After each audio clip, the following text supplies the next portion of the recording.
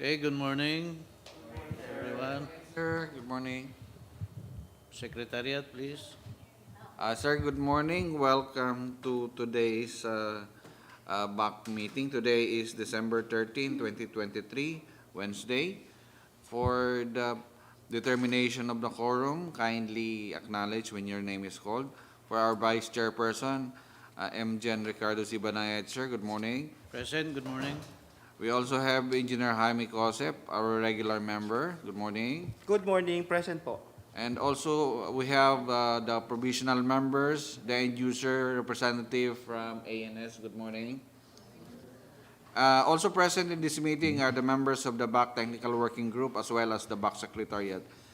We have also sent invitation to our observers, the COA resident auditor, the PCCI, NGO, ABGFI, PICE, IAS, and PCAI. And for today's meeting, sir, we do have a quorum. Thank you. Okay, with that, may I, the meeting will please come to order. So, TWG.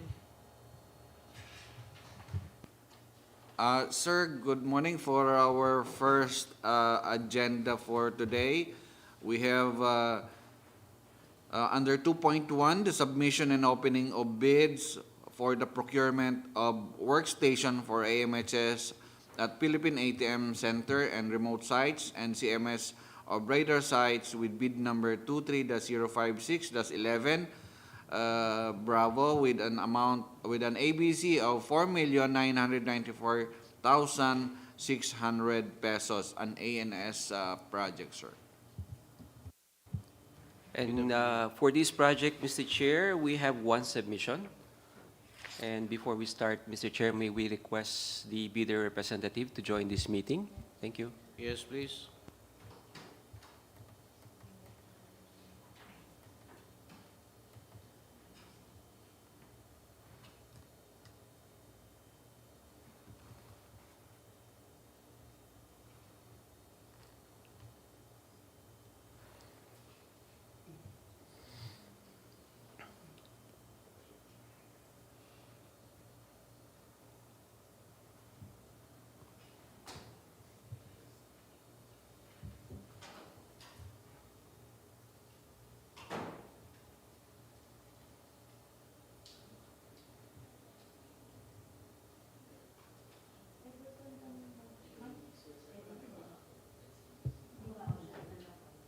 From iEquity.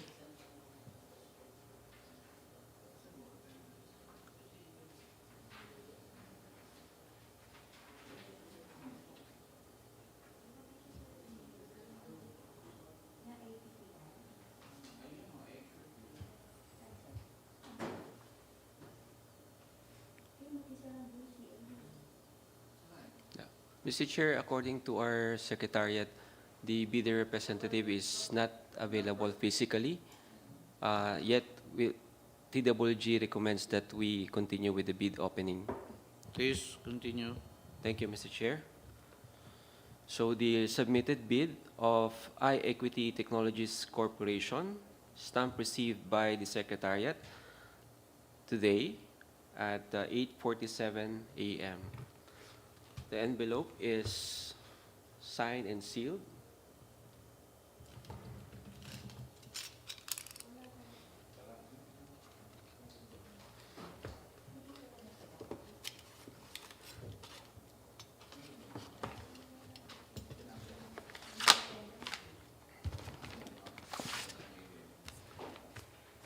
Inside the submitted envelope are the original copy of eligibility and technical components and the original copy of financial component. We'll proceed, Mr. Chair, with the opening of the eligibility and technical component envelope.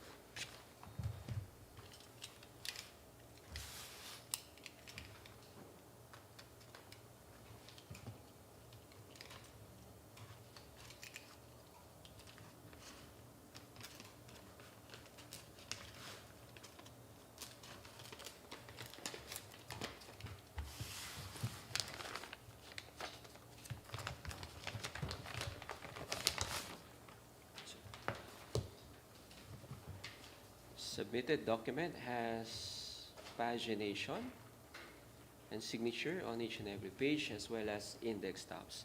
Secretariat, checklist, please. For the checklist of the technical component envelope, valid PhilJobs registration certificate, platinum membership, all pages. Certificate of PhilJobs registration, platinum membership, valid until June 26, 2024. All 3 pages submitted. Statement of the prospective bidders of all its ongoing government and private contract, including contract awarded but not yet started. Statement or list of all ongoing government and private contracts, including contracts awarded but not yet started. Signed, submitted. Statement of the bidder's single largest completed contract, similar to the contract to be bid.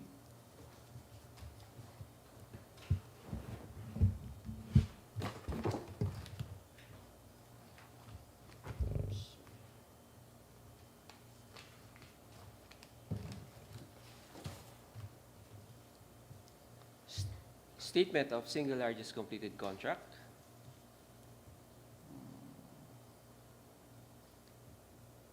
And the contract amount is in the amount of 4,832,400 pesos. Comply to the minimum requirement. Signed, submitted. Original copy of the bid security, if in the form of surety bond, submit also a certification issued by the Insurance Commission or the original copy of notarized bid securing declaration. Bid security in the form of bid securing declaration. Signed and notarized, submitted. Conformity with the technical specification. Conformity with the technical specifications with compliance or comply statements. Submitted. Original duly signed omnibus sworn statement and original notarized secretary certificate in case of corporation, partnership, or cooperative, or original special power of attorney of all members of the joint venture giving full power and authority to each officer to sign the OSS. OSS, signed and notarized, accompanied by the Secretary's certificate. Also signed and notarized, submitted. Legal clearance issued by the CAAP ELS. Legal clearance, valid until June 1, 2024, submitted. Certificate under oath attesting that they have no pending case against the government. Certification under oath stating that they have no pending case against any government, signed and notarized, submitted. Bid Bulletin Number 1 dated 23 November 2023. Bid bulletin number 1, submitted. Oops. Manufacturer's data sheet of all items.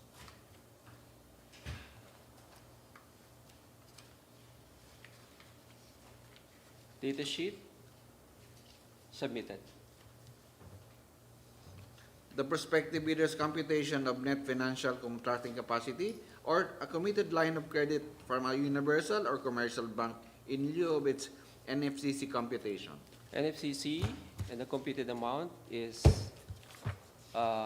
complying to the minimum requirement, signed, submitted. Duly signed joint venture in case of a joint venture. Not applicable. That would be all. With that, Mr. Chair, the submitted technical and eligibility component of Equity Technologies Corporation is initially rated as passed. And with that, Mr. Chair, we'll proceed with the opening of the financial component envelope. Please proceed. Thank you, Mr. Chair.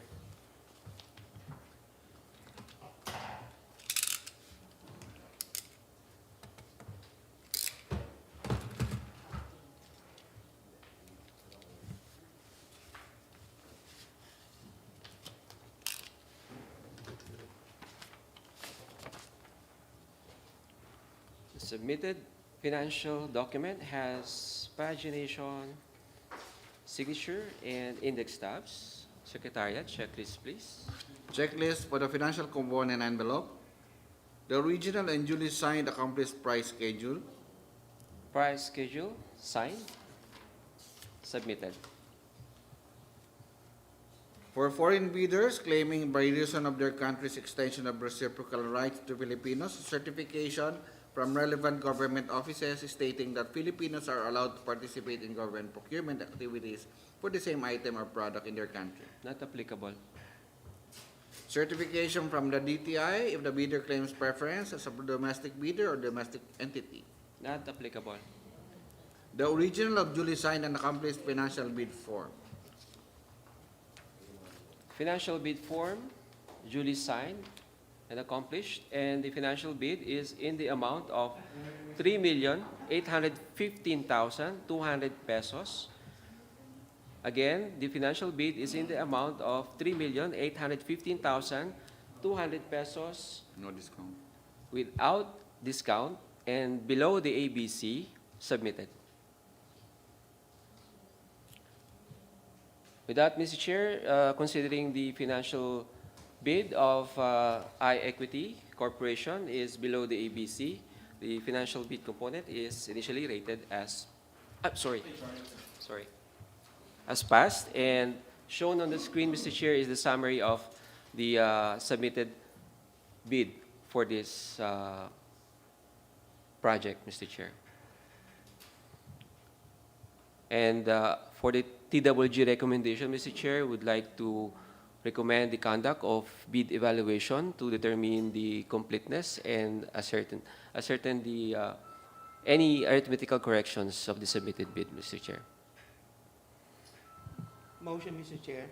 Yes, please. Motion to adopt the recommendation of TWG to conduct bid evaluation from the loan bidder iEquity.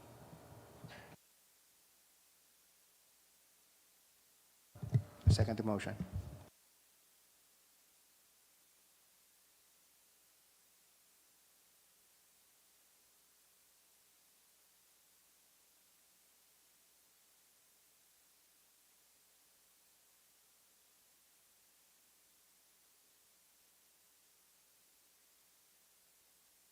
Thank you, Mr. Chair. Moving on to our next agenda item.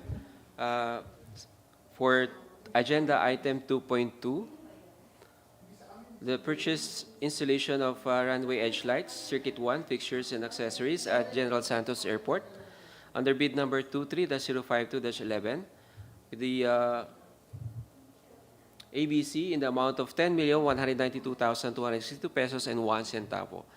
Before we start the opening, Mr. Chair, would like to request the presence of the bidder representative to join the meeting. Yes, please.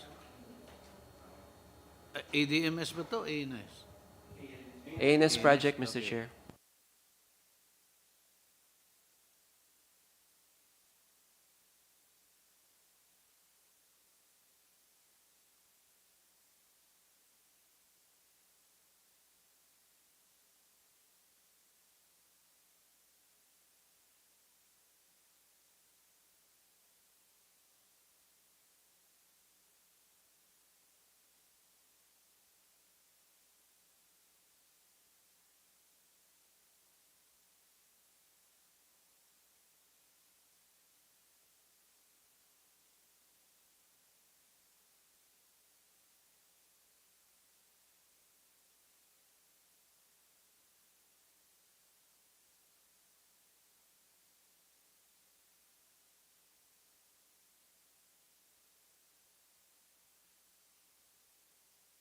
Thank you, ma'am.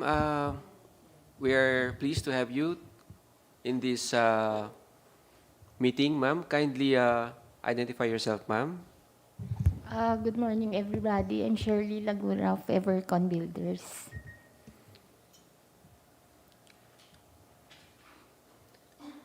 Ma'am Shirley, could you please confirm that this is the submitted bid for this project? Yes, sir. Thank you, ma'am. So we'll proceed, Mr. Chair. Please proceed. So the submitted bid is received by the Secretariat today at 8:15 a.m. and the envelope is signed and sealed.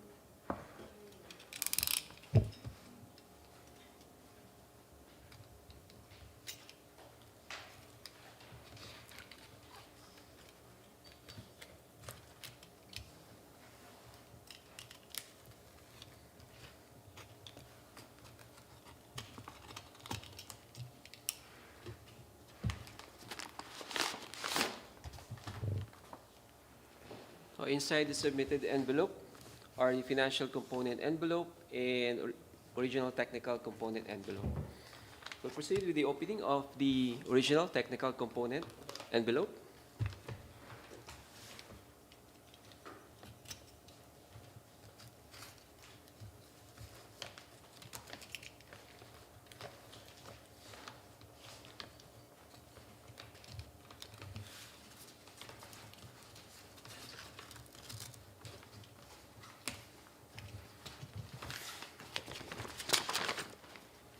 So the submitted original technical component document has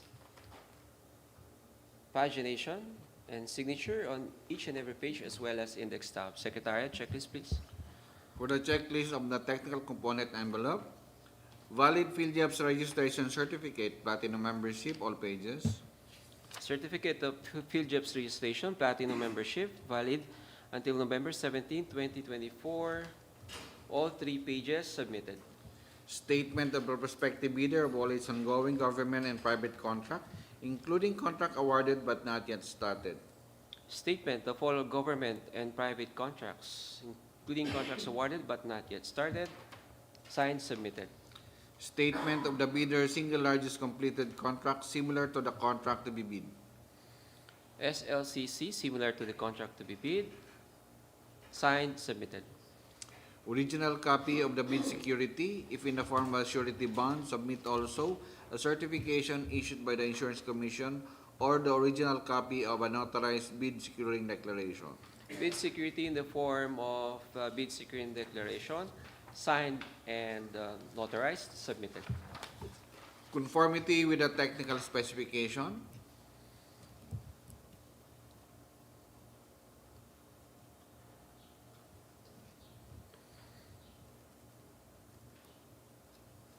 Conformity with the technical specifications with compliance statement, submitted. Original duly signed omnibus sworn statement and original notarized secretary certificate in case of a corporation, partnership, or cooperative, or original special power of attorney of all members of the joint venture giving full power and authority to each officer to sign the OSS. OSS, signed, accompanied by the secretary certificate, also signed by the corporate secretary, also notarized, submitted. Legal clearance issued by the CAAP LS. Legal clearance, valid until December 19, 2023, submitted. Certification under oath attesting that they have no pending case against the government.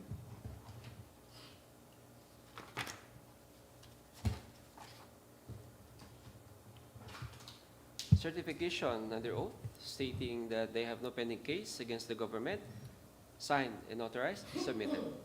Certificate of Site Inspection Annex A duly signed by the ANSFIC of General Santos Airport or his duly authorized representative. Certificate of site inspection, signed by Neil Pingoy, submitted. Copy of the company ID of the person who conducted the site inspection. Company of the company ID, in name of Alimar Matmat, submitted. Copy of the airport facility visitor's logbook appearing the name and signature of the inspector.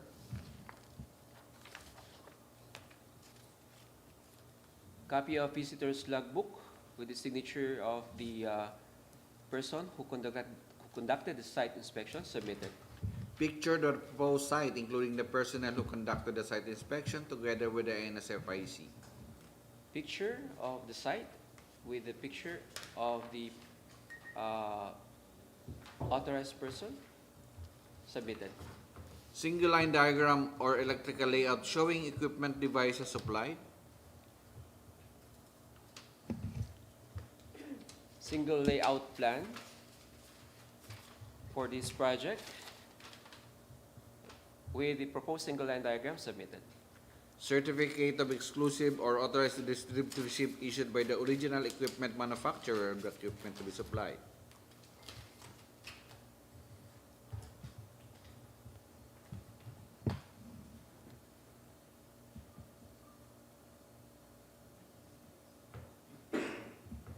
Certificate of distributorship in the form of letter of confirmation authorizing Evercon, submitted. Bid Bulletin Number 1 dated 28 November 2023 and Bid Bulletin Number 2 dated 04 December 2023. Bid bulletins 1 and 2, submitted.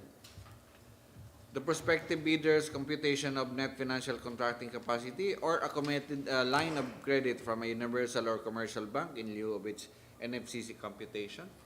NFCC and the computed value is way above the ABC, signed, submitted. A duly signed joint venture agreement in case of a joint venture. Not applicable. That would be all for the... Thank you, Secretariat. With that, Mr. Chair, the submitted technical component of Evercon Builders is initially rated as passed. We will now proceed with the opening of the financial component envelope.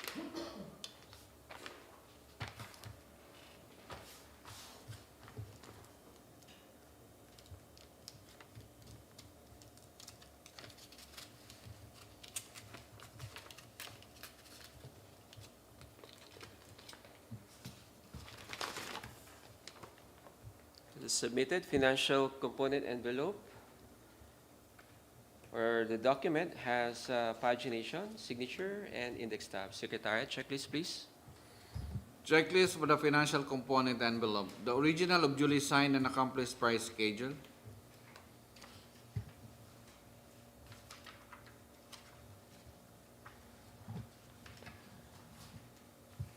Price schedule,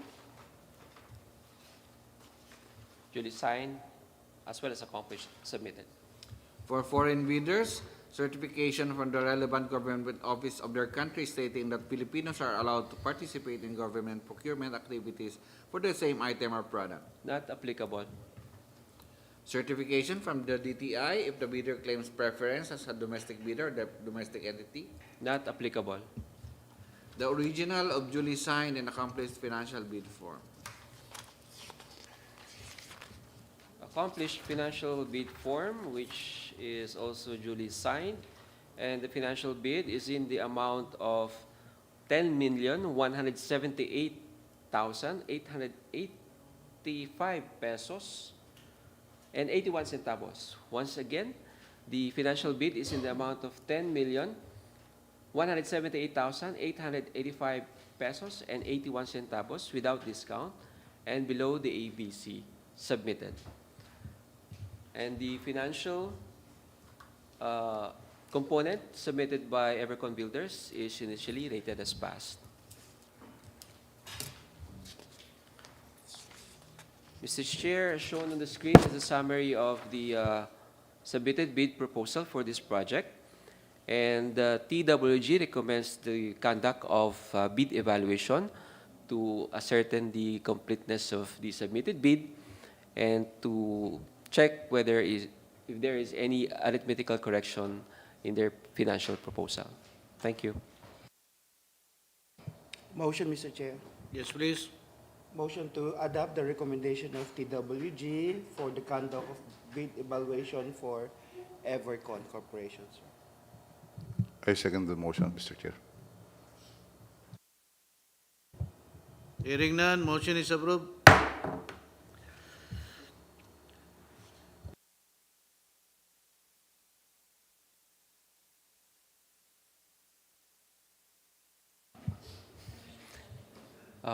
Next on our agenda, Mr. Chair, we're supposed to have a bid opening for the project supply, delivery, installation, and commissioning of IT network infrastructure at CAAP various airport, including 1-year subscription of internet dedicated access under bid number 23-048-10 with the ABC in the amount of 195 million pesos.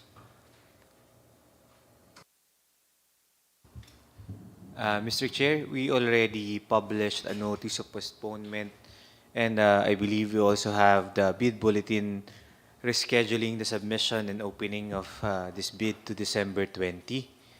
We also notified the bidders who submitted their proposals this morning. So hopefully, BAC can also have the chairperson sign the said bid bulletin so we can also post it in PhilJeps as well as our website. But sir, aside from that, we'll be having some other matters, sir, this morning. So first on the list is the post-qualification report for the Christmas package.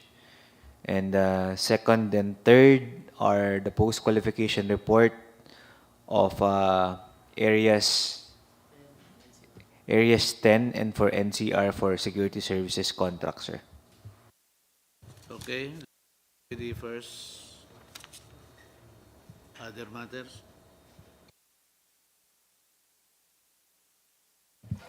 Thank you, Mr. Chair. I will be presenting the post-qualification report for the project supply and delivery of assorted branded grocery items for CAAP, for